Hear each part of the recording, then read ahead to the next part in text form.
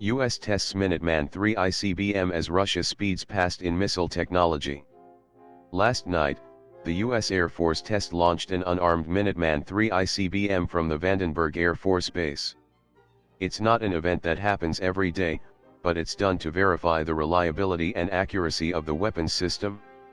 While it could be seen as a message to a belligerent North Korea, it's still a test of a system wildly outdated compared to what Russia is arming up with.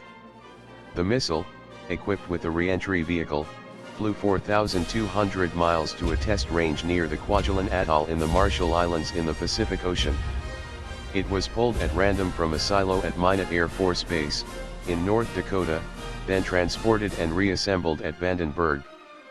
Though, given how North Korea recently announced that it is developing an ICBM that can reach the U.S. mainland, the Minuteman III launch may have just been a message to Pyongyang that Washington can strike it with little notice. The missile definitely wasn't initially created with Kim Jong-un in mind. Minuteman IIIs are the U.S. military's only land-based ICBMs, which were designed during the 1950s and introduced in 1962 as counterattack deterrents against the Soviets if the Kremlin attacked first.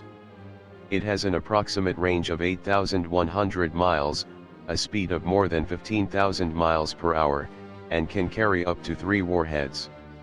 However, the Minuteman system is more than 50 years old, and Air Force officials have called for it to be replaced with a newer one.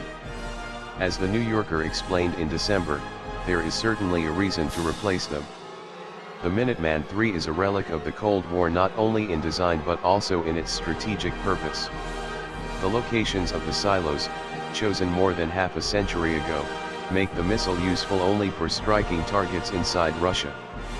The silos aren't hardened enough to survive a nuclear detonation, and their coordinates are well known, so the Minuteman III is extremely vulnerable to attack. The president would be under great pressure, at the outset of a war with Russia, to use them or lose them. The missiles now have two principal roles in America's nuclear war plans.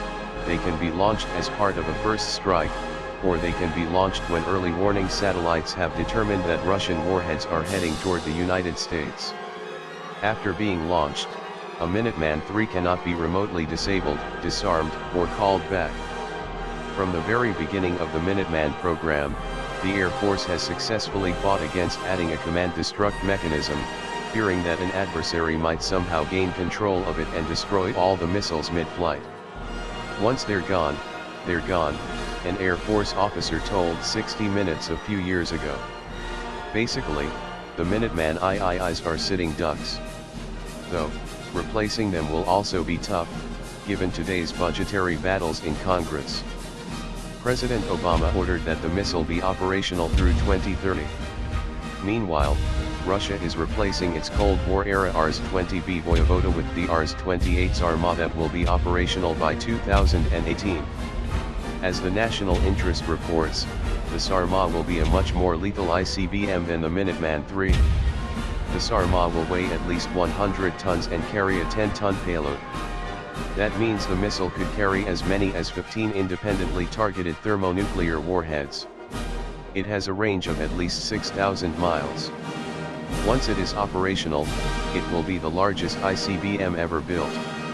Like other modern Russian ICBMs such as the Yars, Topol-M, and the Bulava, the Sarma is being designed specifically to overcome ballistic missile defenses using a combination of decoys, a host of countermeasures and sheer speed. It might also be equipped with maneuvering warheads which would make it much more difficult to intercept. A little context here is important.